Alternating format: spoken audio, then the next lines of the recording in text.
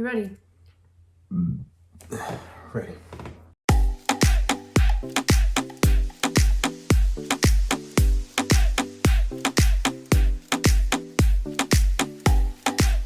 Hello beautiful people and welcome back to our channel. Today's video is going to be mainly him talking about what it's like dating me. So yeah, we're gonna talk about dating an Icelandic girl. So not necessarily just dating Dua, but how it is as an American dating an Icelandic person. But you know the drill. Before we begin, go ahead and hit the thumbs up button below. Subscribe to the channel, turn on the notification bell, and let's get it. We're gonna talk about my experiences dating an Icelandic girl.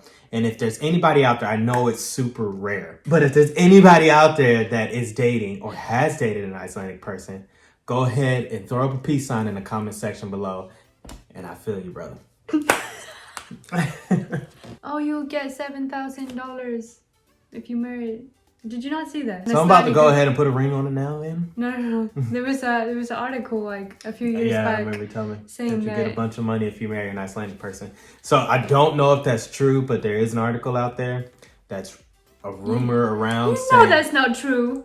I don't know for sure yet. I'll test it and I'll let you guys know. Dating an Icelandic person for me it's a combination of fun and not fun at the same time. You get two sides. Icelandic people in general, I love them to death. They're great people. They're very open-minded. And as a Black African-American male, that is something that I love about the culture from Iceland, just the open-mindedness, and they welcome everybody. But also as an American male, not Black, but just as an American male, there's certain things and certain way that I was raised as an American that maybe it doesn't really go on in Iceland. Dua and I used to fight about this all the time. Was a little bit of chivalry. I used to open my door or my car door, the door to a restaurant, the door to my house, open the door for Dua, be like, hey, let me show you that I'm a man, I want to take care of you. Go on in. And she hates that. Explain to them why you hate that. Because I don't like people taking care of me. Because Icelandic women are very like, I can take care of myself. I just need someone to like walk with me in life, not like for me. So I don't like when, especially him, I don't like when he does something that I can do myself. Oh, she got the finger up. Give her a second, y'all. She about to go in. No, but it's because of the gender equality in Iceland. Iceland is trying to be like very, you know, genders, both genders are equal, or all genders. Both genders should be equal, and that's why we don't like when guys pay our bill at restaurants. Fine with me. We don't like when they open the door, because we feel like we can do the same thing as you can do, as you do. And that's completely fine. And that's one of the things that I had to talk about with her when we first started dating was, it's not a matter of we're not equal. It's not a matter of I don't think you can take care of yourself. It's a matter of me showing you a certain level and a certain sign of respect.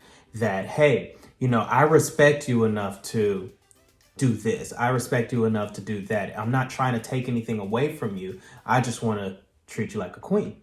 And I want to let you know that I respect you. And that was one of my biggest challenges. And it still is. Yeah, it still is. So people would see me sometimes be like, why don't you open the door for Dua?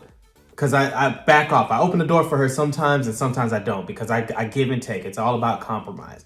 And sometimes my brothers would be like, why aren't you opening the door for Dua? I'm just like, she don't really like that.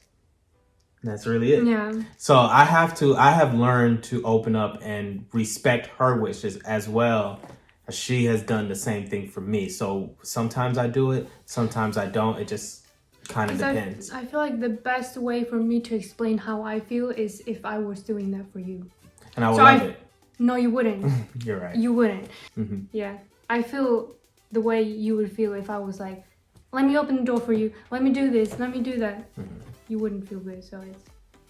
This one hasn't been too much of an issue for me, but the language barrier. Not necessarily the language barrier, but the barrier of understanding each other, not just English and Icelandic, but certain slangs that I may speak, certain things that I grew up with that I may say that she doesn't necessarily know. Some things that are just basic American culture, she may not necessarily understand because she didn't grow up in America. It seems so minor, but when we first started dating, that used to annoy me. I'm just like, how do we even get along when she doesn't understand me? I feel like the language is more the struggle on my side, like for you, because it's very difficult sometimes for me to express my feelings, express myself like in English. Even though I'm fluent in English, it's different to like joke around. She can't really be funny ever. Because you just told me the other day, you're actually funny. Yeah, I'd be trying to lift her. I motivate her. I'm trying to motivate her. No, but it's true. It's true because some of the jokes that are like quick jokes that I want to throw in, it takes me a second to like, oh, how I'm gonna say it. So then it's gone. Yeah. So it's stuff like that. And also when we're like talking about like deep stuff, sometimes I don't know how to say it. So I feel like it's more like on. Yeah, that's a challenge that can go both ways for dating an American and dating an Icelandic person. He's learning Icelandic. I am. That's probably the biggest struggle. I am. Super hard language. We'll go ahead and mark that as the next struggle. Super hard language to learn. I'm trying to learn Spanish and Icelandic at the same time, and I'm not a very good learner. Just gonna put that out there. But Icelandic is a super, super hard language to learn. I know a couple of words. I know a couple of phrases and sentences, but the language is so tough. Yeah. And I'm just like, let's just talk Spanish. That's easier for me to learn than Icelandic. But the more and more that we're around her and her family, the more I want to learn. This one isn't really an issue, but it's something that is completely different for me. And from what she has told me, this is the Icelandic culture, but the way that they handle dating. So in America, we date a girl for about a year or two, maybe 3, maybe 5, get to know the person real well. Then we go into marriage. And then we have a family. And then la la la la la la la. From what she's told me, in Iceland, they date for a little while. Then they have a kid or a couple of kids. And then they think about marriage. They don't even get married yet. Then they think about marriage, and then they may get married. You forgot the part that in Iceland, I would probably say 95% of people move in before getting married or having babies. Yes, they move in very fast. Yes, and the States, that's become a huge trend. People are moving in together. It's something that we have talked about, but we're trying to figure out, with traditional values and things and belief systems, trying to figure out what direction to go into. But in Iceland, that's another thing they do. They move in like, what? Yeah, we a date. Couple months after you date? We date for like 1-2 years and then we move in. Like, I don't know about anyone who got married before moving in. Like, that's barely a thing in Iceland. Yeah. So that's a very interesting thing as well. So when we were talking about moving in with each other, she was just like, why don't we just do it? I'm just like, that's not necessarily how I operate. That's not necessarily something I believe. And it's even more difficult for us because we're in a long distance. So we kind of have to decide, are we going to move in to make sure that this is going to work? Or are we going to jump from FaceTiming to marriage? Yeah. That's a big jump. So it's like we got to figure out, we got to find that common ground again. And that's one of the challenges that I face when dating a person, not only just a long distance relationship, but someone from Iceland. Is just the steps to the ultimate goal is a whole lot different than what I'm used to. Because you take it more seriously, and for me, it's just like, let's just do it. Yeah. And then they also have the mentality, if it doesn't work, it doesn't work.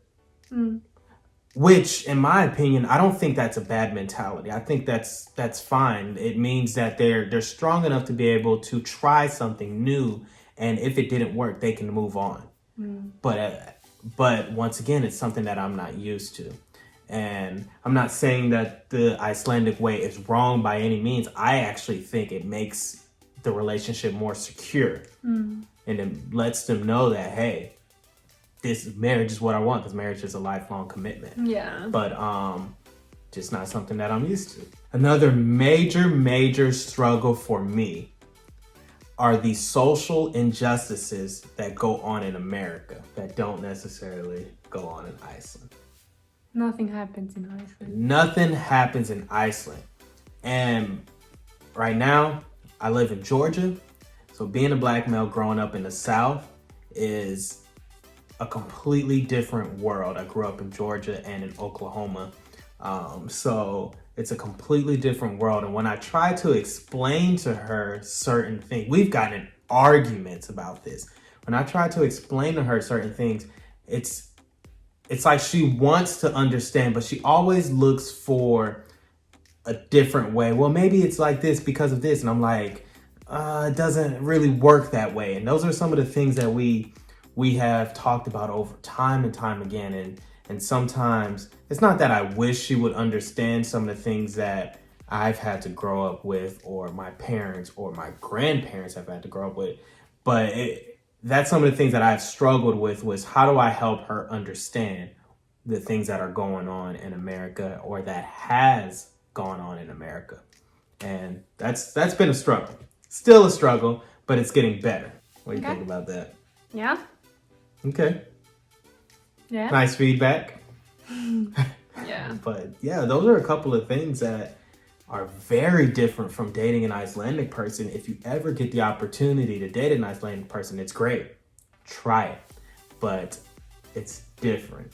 Really, really different. And it's not the same as a traditional boy meets girl, boy falls in love with girl, boy marries girl. All right, and the last point I'm going to bring up, this isn't just dating an Icelandic person. This one is dating anybody who is from a different country or speaks a different language than you.